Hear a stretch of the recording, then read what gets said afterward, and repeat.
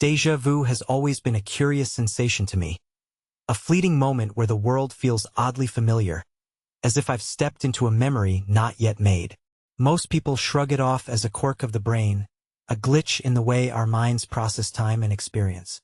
But sometimes, that strange familiarity carries with it a weight far heavier and far darker than mere coincidence. It's as if the veil between what is real and what might be is thinner than we realize, and for a moment, we glimpse something unsettling just beyond the edges of our understanding. In 2018, I found myself living alone in an old Victorian house, nestled deep in the rural outskirts of Pennsylvania. The house had been in my family for generations, a sprawling structure with creaky floorboards, ornate wooden trim, and windows that seemed to stare like watchful eyes into the night. It was beautiful and isolating, perched on a hill surrounded by dense woods that swallowed the horizon. There was no one else for miles, just me, the house, and the endless shadows cast by ancient trees. I moved in during late autumn, hoping the quiet would offer some peace from the chaos of city life. But almost immediately, the house began to feel alive in ways I hadn't anticipated. The kind of alive that isn't warm or welcoming, but cold and watchful. On my first night, I wandered the dimly lit halls, guided only by the light of a flickering candle. The familiar scent of old wood mixed with something faintly metallic filled the air, and every creak or groan of the house seemed to whisper secrets I wasn't meant to hear. It was on the third night that the déjà vu struck me with an intensity I'd never experienced before. I was making my way slowly through the long hallway on the second floor, the candlelight casting dancing shadows on the peeling wallpaper. Suddenly, an overwhelming wave of familiarity crashed over me, as if I was retracing steps I had already taken countless times, though I knew this was my first night in the house. The sensation was disorienting. Every detail felt both brand new and eerily known. I froze mid-step, heart pounding. In that moment, my mind flashed ahead, showing me a sequence of events that hadn't yet happened but felt utterly inevitable. I saw the candle flicker violently, the sound of distant footsteps echoing down the stairs, and a chilling laughter that wasn't quite human, curling through the air like smoke. I blinked, and the vision vanished, leaving me trembling and unsure if I'd imagined it. But as the night unfolded, every element of that flash returned exactly as I had seen it. The candle's flame sputtered and danced wildly despite the still air. Footsteps echoed softly from below, slow and deliberate. Then, a laugh, a low, hollow sound, drifted up from the darkness beneath the stairs. I stood frozen, heart hammering in my chest, unable to reconcile what I was experiencing. The house was alive with something watching, waiting. Over the next several nights, this pattern repeated itself. Each time I ventured into the darkened halls, that oppressive sense of déjà vu gripped me, and the visions grew sharper, more detailed. I began to anticipate the eerie events moments before they unfolded.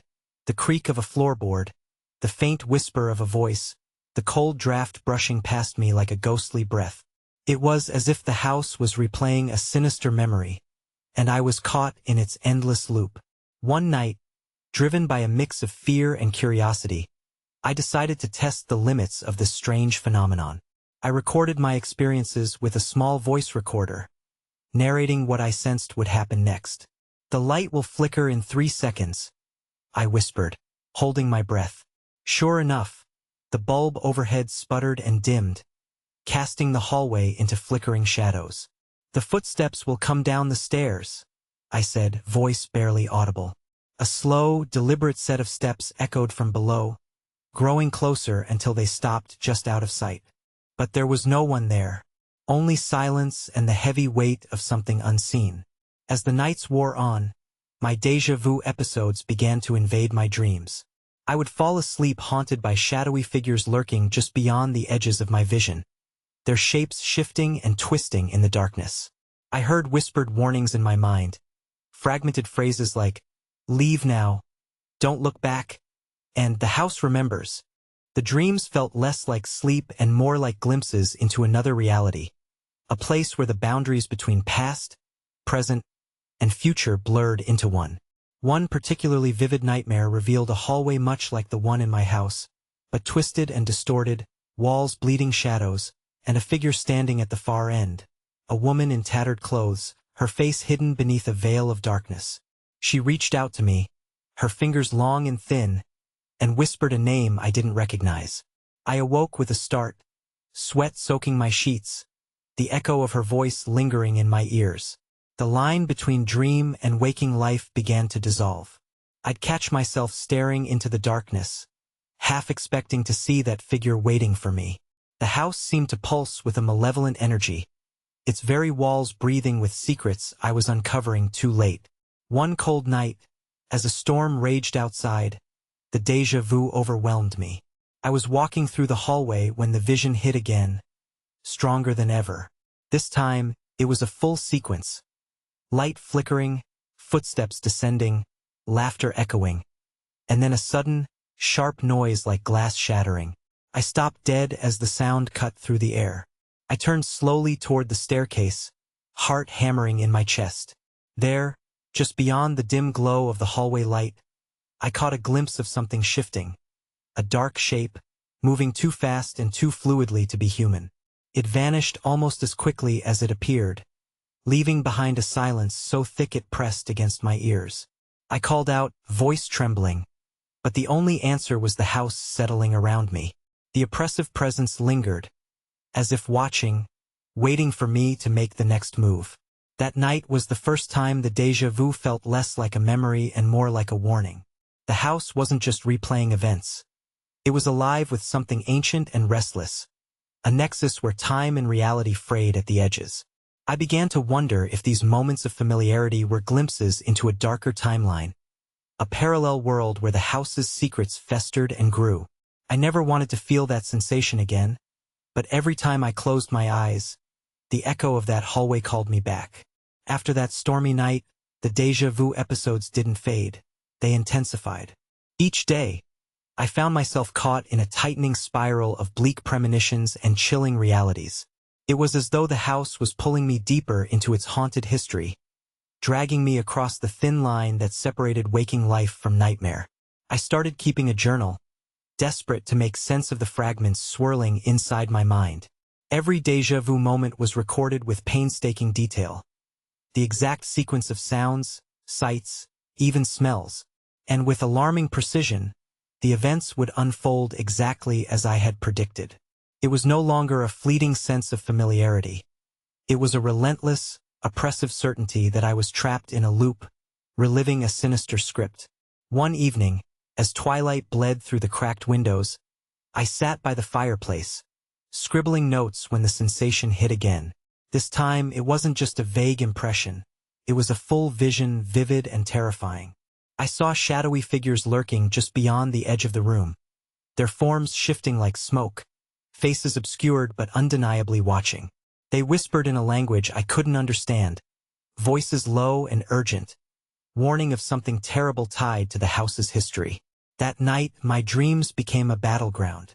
I found myself walking the halls of a house I knew I'd never seen before, walls dripping with decay and despair. The shadowy figures from my waking visions appeared again, their voices now intelligible, repeating warnings that pricked at my soul. Leave before it's too late.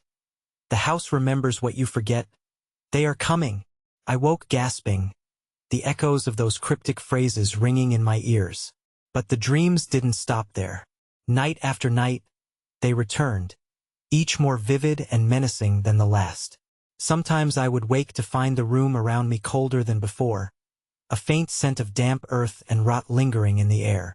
At times, I thought I caught movement from the corner of my eye, shadows darting just beyond the reach of the lamplight. The most harrowing moment came a week after I first started recording my experiences. I had fallen into a restless sleep when the nightmare seized me once more. In it, I heard the hurried footsteps of someone or something, ascending the staircase, coming closer with every thud. The dark figure from before appeared at the top, its face still hidden, but its presence suffocatingly real. It reached out, fingers curling like claws, and whispered my name with a voice that was both desperate and cruel. I jolted awake to the sound of something shattering in the hallway. Heart pounding, I grabbed the flashlight from my bedside table and crept toward the source of the noise. The beam cut through the darkness, revealing nothing but the cold, empty hallway. Yet, the air was thick with a malevolent presence, as though unseen eyes were watching my every move. That night, as I stood in the hallway, the boundary between dream and reality shattered. The shadows I had only seen in sleep seemed to flicker at the edges of my vision. Dark shapes melting into the walls, whispers curling like smoke in the cold air. I called out, voice trembling, but only silence answered. The oppressive feeling pressed down on me, heavy and unyielding, as if the house itself were breathing, waiting to claim me. I tried to shake it off, convincing myself that exhaustion and isolation were playing tricks on my mind. But each passing day made it harder to dismiss these experiences as mere hallucinations.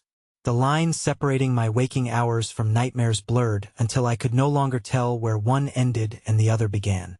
One afternoon, I found myself drawn back to the journal, flipping through the pages filled with my frantic notes. I realized the house's history was intertwined with the visions, stories of past inhabitants who had suffered untimely and violent ends. I wondered if these echoes were the remnants of those who had been trapped within these walls, their memories bleeding into the present. The boundary between past and present was thinning, and I feared what would happen if I didn't break free. That night, the dreams escalated into something far more tangible. I awoke to the sound of footsteps pacing just outside my bedroom door. Slow, deliberate, and unrelenting. My breath hitched as I listened to the heavy silence that followed, broken only by the faintest whisper, barely audible. "You can't stay." Frozen in place, I forced myself to open the door. The hallway was empty, bathed in the pale glow of moonlight filtering through the windows. But the air was thick with cold, and I could feel the presence still lingering, just beyond reach, watching, waiting. In the days that followed, the Deja-Vu episodes became impossible to ignore. I would catch glimpses of events seconds before they happened. The flicker of a candle, the creaking floorboard, faint laughter echoing down the hall. Sometimes, I could predict when a door would slam shut or when a window would rattle violently in the wind. I tried to resist the pull, but the house demanded my attention. It was as if the very walls were alive, recalling forgotten horrors and dragging me into their endless reenactment. The shadows grew darker, the whispers louder, and the nights longer. One evening, as I prepared to confront the source of these horrors, the nightmare took a terrifying turn. I dreamt of standing in the hallway once more, the air thick with unseen menace. The dark figure appeared again, this time accompanied by others, ghostly silhouettes of men and women, their faces twisted in silent agony. They reached toward me, voices rising in a chorus of warning and despair. I awoke with a start, heart racing, and found the room plunged into unnatural darkness. The window curtains billowed despite the still air, and the faint scent of decay lingered in the room. I felt hands brush past me, cold and insubstantial, leaving a chill that seeped into my bones. The days blurred into nights as I grappled with the growing dread. I was caught in a waking nightmare, trapped between visions and reality. The déjà vu was no longer a fleeting curiosity. It was a relentless force dragging me deeper into a world where time twisted and the house's dark past came alive. I knew I had to understand what bound me to this place before it consumed me entirely. As the nights stretched on and the déjà vu episodes tightened their grip, I found myself spiraling into a growing sense of dread I could no longer ignore. The house was no longer just a backdrop for eerie sensations. It felt like a living entity, a nexus where time and reality blurred, and something far darker crept through the cracks. I began to question everything I thought I knew about déjà vu. Was it simply a trick of the brain, or something far more sinister? I started to entertain a theory that chilled me to the bone. What if these moments of overwhelming familiarity were glimpses into alternate versions of reality? Not just memories or memories yet to come, but parallel timelines bleeding into each other, dark, twisted reflections of our own world. The house, with its creaking floors and shadowed corners, might be a crossroads where these timelines intersected, a place where the veil between realities was paper-thin. This idea came to me one night after a particularly vivid episode. I was standing in the hallway, the air thick with cold and the faint scent of something metallic and decayed. The déjà vu came crashing in, a flood of images and sounds that played out like a distorted film reel. I saw the house not as it was now, but as it might have been in some shadowed timeline, its walls blackened by fire, its windows shattered, and its halls echoing with screams. Figures moved through the darkness, their faces twisted in terror and rage, trapped in an endless loop of suffering. I shuddered, feeling the weight of those unseen horrors pressing down on me. It was as if the house held the memories not just of a single lifetime, but of countless versions of itself, each one bleeding into the next, layered like ghosts within ghosts. The déjà vu wasn't a glitch. It was a window, but what lay beyond that window was anything but comforting. The more I dwelled on this, the more I feared what would happen if I stayed. Each flash of familiarity seemed to pull me deeper into the house's tangled web, as if I were being drawn into a nightmare I couldn't escape. The thought terrified me. What if the next déjà vu wasn't a warning, but a trap? What if the house was trying to pull me into one of those darker timelines, a place where I might be lost forever? I wrestled with the urge to flee and the compelling need to understand. Part of me wanted to run far away, to abandon the house and its creeping shadows. But another part, morbidly curious and desperate for answers, held me in place. I haunted the halls, searching for clues hidden in peeling wallpaper and faded photographs tucked away in forgotten drawers. One evening, as I sat poring over a yellow diary I'd found in the attic, the déjà vu struck again with a force that left me breathless. The diary belonged to a woman named Eleanor, who had lived in the house nearly a century earlier. Her entries were filled with fear and confusion, describing strange noises, shadowy figures, and a growing sense that the house itself was alive and watching. She wrote of nights where time seemed to unravel, and she was trapped in endless cycles of the same terrifying events. Reading her words, I felt a cold kinship with Eleanor, as if her experiences were somehow entwined with my own. Maybe the house was a prison for souls caught between realities, doomed to relive their horrors again and again. The déjà vu wasn't just a symptom, it was a manifestation of those trapped memories bleeding through the cracks of time. I began to see the house in a new light, not just as a building, but as a crossroads where timelines overlapped and twisted together. The shadows and whispers were echoes from those alternate realities, reaching out to warn or perhaps ensnare anyone who dared listen. The thought haunted me during the long, sleepless nights. I wondered if those trapped souls could see me too, if my presence was a beacon drawing them closer. Every flicker of candlelight, every creak of the floorboards, felt like the house breathing around me, its pulse syncing with my own. With each déjà vu, I grew more certain that the house was warning me of something worse still, something lurking just beyond the edges of these intersecting realities. A malevolent force, feeding on the fractured timelines, waiting for the right moment to break through into this world. I found myself hesitant to move through the house, afraid that each step might unravel the fragile boundary holding these realities apart. The fear was suffocating. What if I triggered a collapse, a tearing of the veil that unleashed the darkest versions of the house into my own reality? I thought about ignoring the warnings, about pretending the déjà vu were nothing more than strange dreams and tired imagination.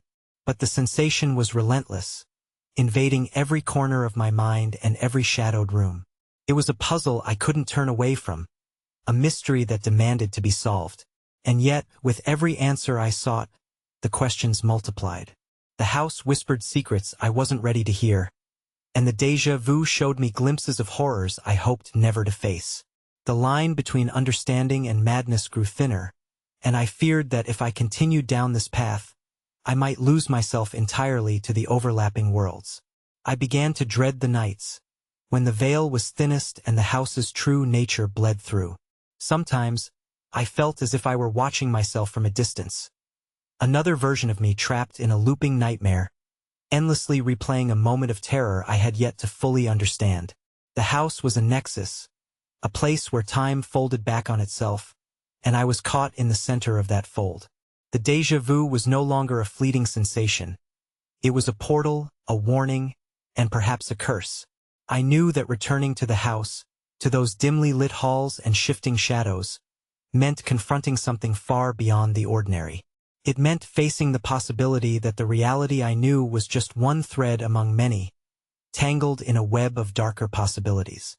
Each step forward felt like walking deeper into a labyrinth with no clear way out. But I couldn't stop. Not yet. The house held its secrets close, and I was determined to uncover them, even if it meant risking everything. The déjà vu had become a language, a cryptic message from beyond the veil, and I had no choice but to listen.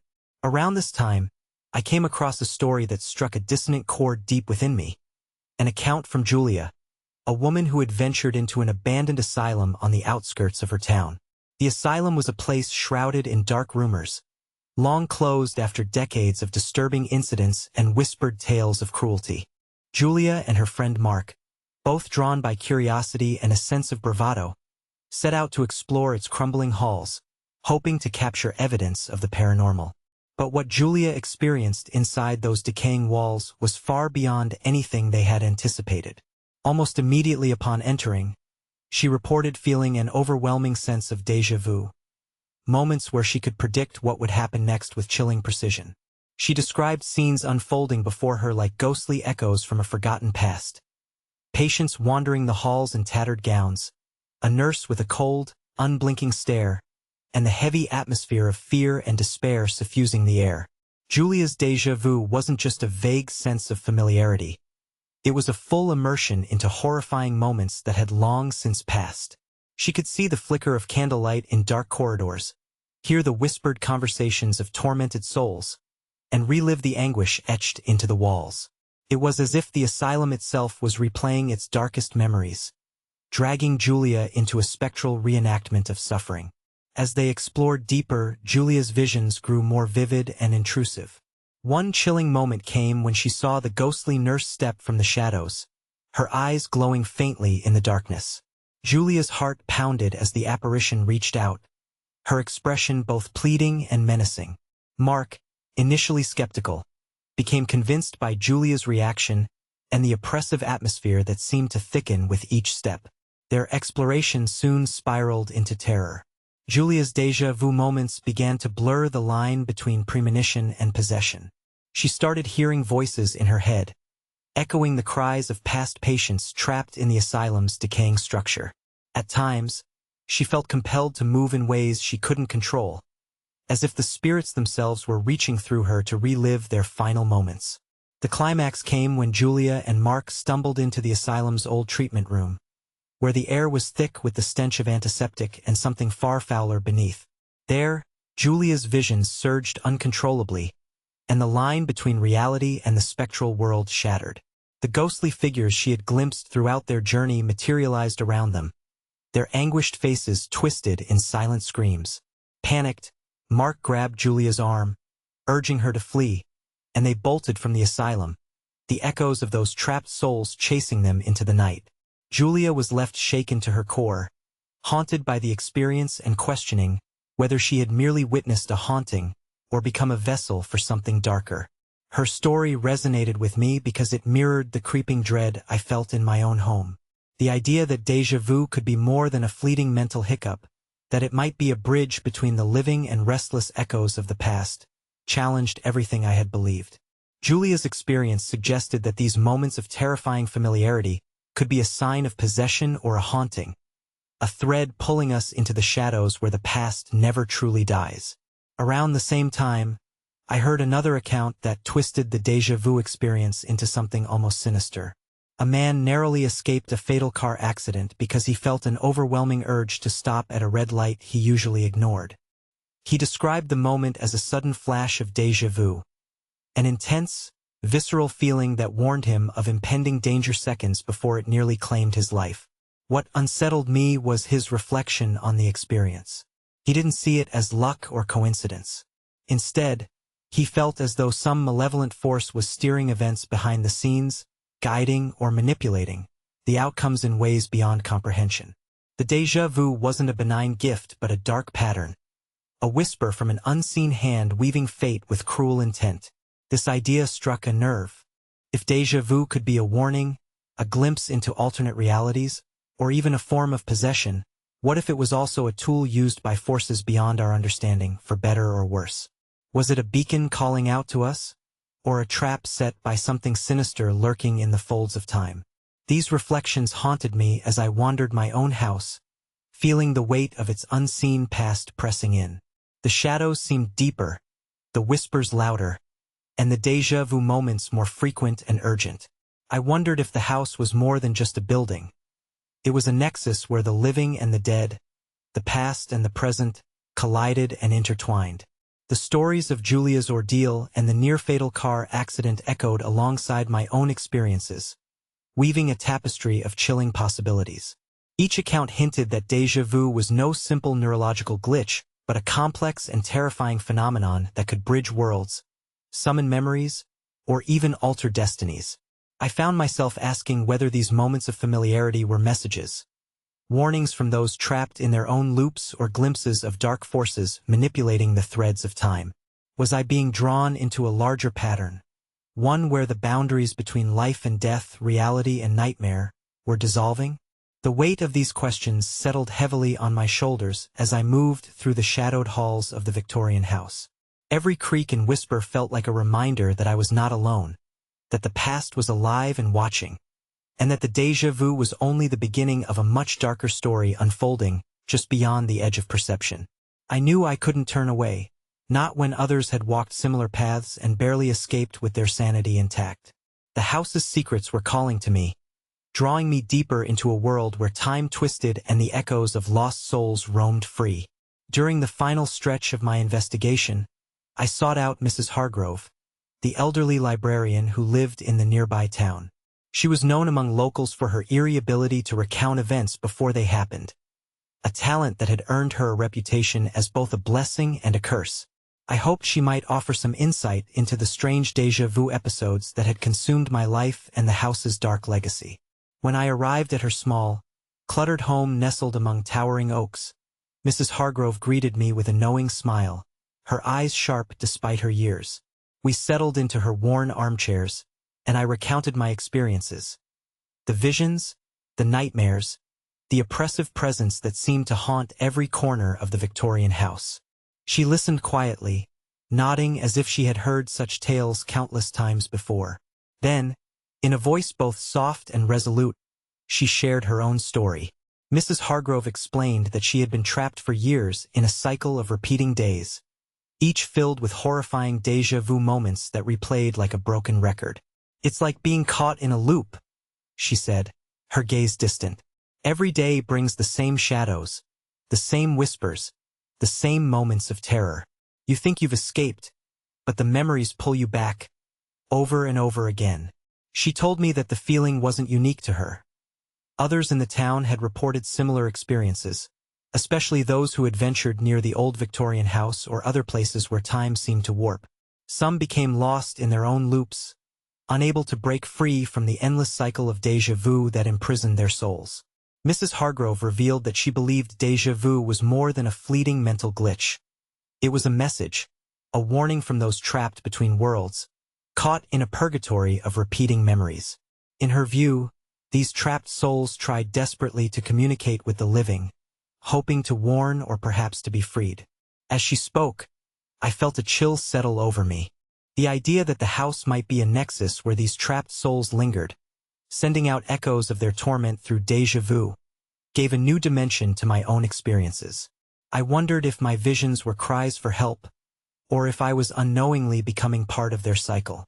Mrs. Hargrove's story deepened when she described her own brushes with these loops. She recounted nights when time seemed to fold over itself, where she relived the same conversations, the same footsteps on the stairs, the same creaking doors. Each repetition brought with it a mounting sense of dread, a growing fear that she might never escape the haunted rhythms of her own life. I realized then that déjà vu horror stories were not just strange memories or glitches in perception. They were glimpses into a terrifying, overlapping reality. These were moments when the veil between present and past, life and death, thinned to near transparency, revealing a shadowy dimension where souls were trapped in endless cycles of pain. As I left Mrs. Hargrove's house that evening, The weight of her words pressed heavily on my mind. The Victorian house was no longer just a place of eerie sensations. It was a crossroads where time looped and memories bled into one another, where the living and the dead shared a fragile, haunting existence. I returned to the house with a new understanding of what I faced. The déjà-vu was a warning, a message, and perhaps a plea from those caught in their own endless loops. I could feel their presence in every creak and whisper, in every shadow that flickered just beyond the edge of sight. The house had become a mirror reflecting not just my fears, but the unresolved anguish of countless souls. Each step I took echoed with their silent cries, and every flash of familiarity was a thread connecting me to their trapped memories. I moved carefully through the halls, listening for the whispers and watching for the shadows, knowing that the boundary between this world and the next was thinner than ever. The déjà-vu was no longer just a strange sensation. It was a haunting reminder of the fragile line we walk between reality and nightmare, a glimpse into the dark loops that bind us all. In the silence of the old Victorian house, I could still feel them, those trapped souls reaching out, caught in their cycles and perhaps watching,